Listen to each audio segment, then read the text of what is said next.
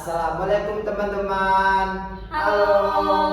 Perkenalkan, nama saya Niko dan sebelah kiri saya Lucy Yunitasari. Kami dari kelompok 4 akan memberikan edukasi untuk kalian semua. Mari kita saksikan. Assalamualaikum teman-teman. Hari ini aku dan Lucy akan membahas topik yang menarik nih. Pembahasannya sangat panjang, yaitu tentang lafaz Ghairu Wadi Ad-Dalalah. Tetapi Lucy akan bantu memahami satu persatu.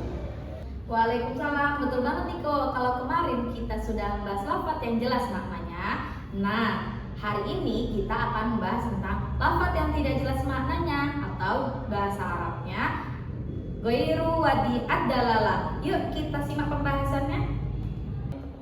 Oke Lus, apa yang dimaksud dengan lafaz Ghairu Wadi Ad-Dalalah? Jadi gini Niko, lafaz Ghairu Wadi adalah itu terdiri dari 3 kalimat secara bahasa, yang mana lafaz Ghairu itu artinya tidak atau bukan, sedangkan lafaz wadi itu artinya jelas. Nah yang terakhir ini ada Ad-Dalalah.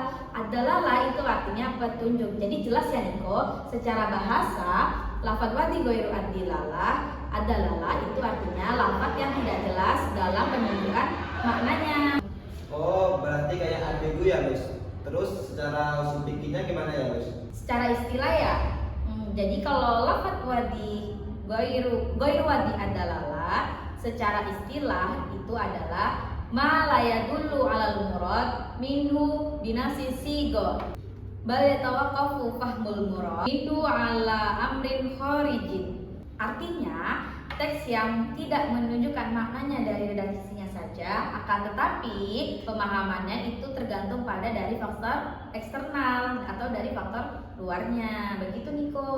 Terus dibagi berapa jenis, Lus? Jadi gini Niko, kalau secara mazhab Hanafi, lafaz yang tidak jelas maknanya itu dibagi menjadi 4 macam. Nah, itu diurutkan berdasarkan dari tingkat kesamarannya atau tidak kejelasannya, dari yang tingkat paling ringan hingga tingkat yang paling berat nih. Nah, 4 lafaz itu diurutkan dari tingkat kesamarannya nih, dari yang paling ringan hingga yang paling berat. 4 lafaz itu adalah lafaz khafi, muskil, mujmal, dan mutasyabih. Gitu Niko. Oke, Lus, kita mulai dari yang pertama dong. Kopi itu apa ya, Lus? Oke, kita akan belajar yang pertama dulu ya, yaitu tentang khafi. Oke, jadi perhatikan ya Niko.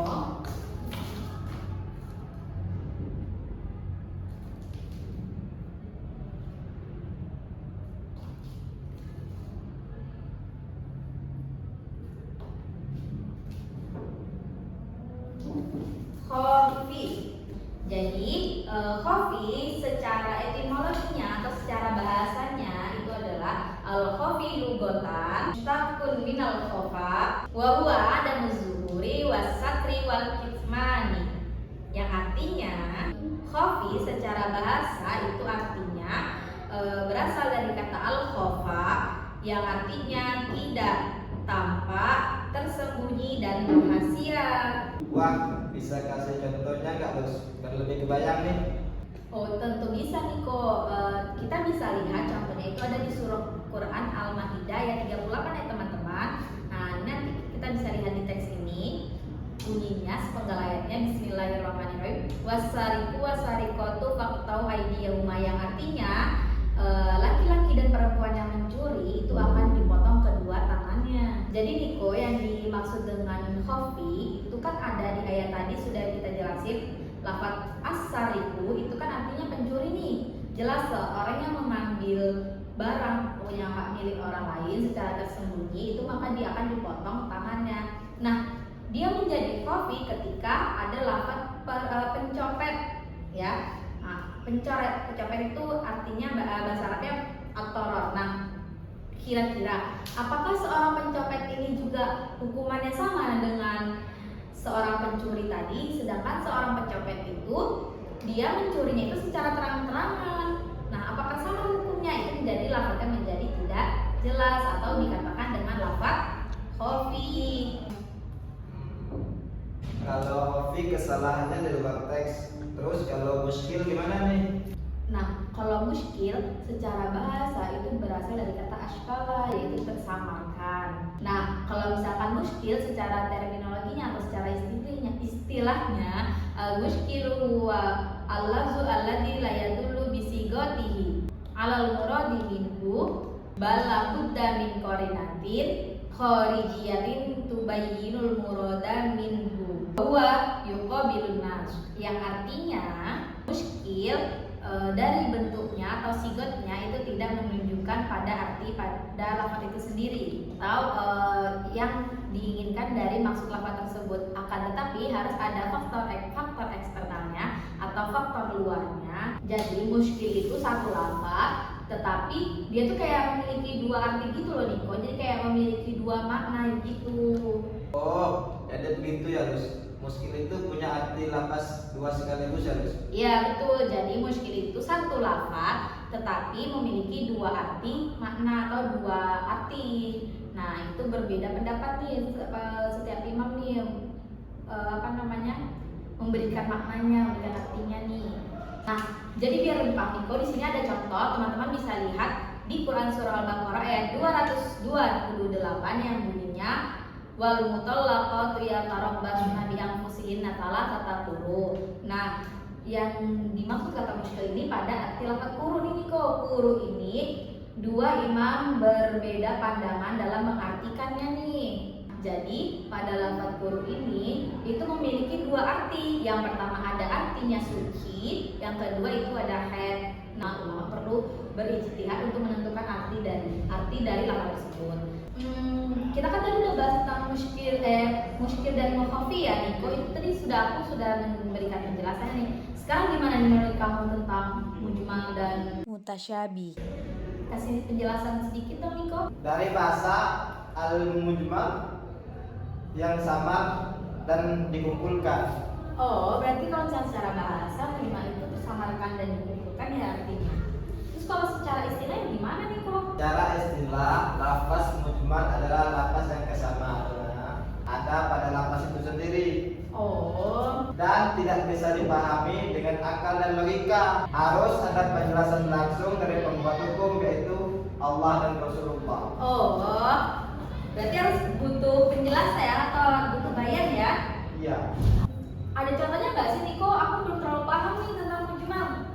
Ada nih contohnya dalam surat Al-Baqarah ayat 43 yang berbunyinya Bismillahirrahmanirrahim wa aqimus sholata wa atuz zakat, yang artinya dirikanlah sholat dan tunaikanlah zakat. Kata sholat secara bahasa artinya doa. Nah, kita sama-sama tahu nih bahwa sholat itu wajib, tapi kita tidak tahu bagaimana rukunnya, sujudnya, dan tata cara sholatnya. Oh, berarti gini ya, kayak kata sholat itu kan masih umum nih, yaitu berdoa. Nah, kita nggak tahu nih bagaimana caranya, terus tata caranya, bagaimana apa saja rukunnya gitu ya Niko? Iya. Oh, jadi kita tahunya mujmal itu adalah secara umum, yang doa tadi itu kan secara umum, satu doa secara umum. Nah, bagaimana kita tahu cara melakukannya segala macam itu, berarti kita harus ada penjelasannya ya dari Allah dan Rasul. Betul banget. Penjelasan dari Rasulullah tentang tata cara sholat. Hadis Rasulullah yang bunyinya, sholatlah sekalian sebagaimana engkau melihat aku sholat. Dari hadis Rasulullah tersebut merupakan penjelasan atau bayan. Yang terakhir nih kok tentang mutasyabih ini kan tingkatannya paling tinggi ya kan? Nah itu gimana sih lafaz mutasyabih itu? Betul nih Lus, mutasyabih itu tingkatannya lebih tinggi kesamarannya. Oh berarti dia yang paling tinggi ya Iya. kesamarannya. Secara bahasa mutasyabih adalah keserupaan. Oh keserupaan artinya ya? Iya. Kalau secara istilahnya tuh apa? Secara istilah mutasyabih huwa ma khafiya bi nafsil lazi wa la tujadu qara'inu qarijiyatun tubayyinuhu wastasyaras sari'u bi ilmihi. Artinya lafaz yang maknanya tersembunyi pada dirinya sendiri, tidak ada petunjuk luar yang menjelaskannya. Allah mengkhususkan pengetahuannya bagi dirinya. Wah berarti para ulama pun juga nggak bisa memberikan arti ya Niko? Iya harus. Ada nggak sih contohnya dalam Al-Quran itu bagaimana bentuk lafaz mujmal itu, mutasyabih? Ada dong, yang contohnya dalam surat Al-Baqarah ayat 1 yang berbunyi alif lam mim. Arti alif lam mim tidak ada yang tahu kecuali Allah. Oh, bahkan Rasul pun juga nggak tahu ya artinya. Tidak tahu artinya. Oh, begitu ya. Nah, berarti sudah selesai ya penjelasan kita pada hari ini, Niko. Selesai Lucy. Dapat kita simpulkan ya bahwasannya lafaz ghairu wadi'ad dalalah itu adalah lafaz yang tidak jelas dalam maknanya atau bentuknya. Nah, itu memiliki 4 tingkatan ya, Niko, dari yang terendah sampai ke Yang paling tertinggi. Yang pertama itu ada apa aja, Niko, tadi lafaznya? Khofi, muskil, mujmal, dan yang terakhir mutasyabih, teman-teman. Ingat ya teman-teman, penting banget nih memahami teks-teks hukum Islam karena tidak semua lapas kita pahami begitu saja. Betul banget tuh, Niko. Itulah kenapa pentingnya kita mempelajari usul fikih, karena usul fikih itu sebagai kacamata untuk membaca dan memahami teks-teks hukum Islam. Oke teman-teman, semoga teman-teman bisa memahami video yang telah kami berikan kepada kalian ya sebagai edukasi untuk kita semua dan semoga bermanfaat. Semoga teman-teman yang menonton video ini makin semangat belajarnya ya. Oke teman-teman, untuk yang ingin bertanya atau bertanya silahkan tinggalkan di kolom komentar. Jangan lupa like, subscribe, and komen. Mohon maaf jika banyak kekurangan dari video kami akhiri. Wassalamualaikum warahmatullahi wabarakatuh.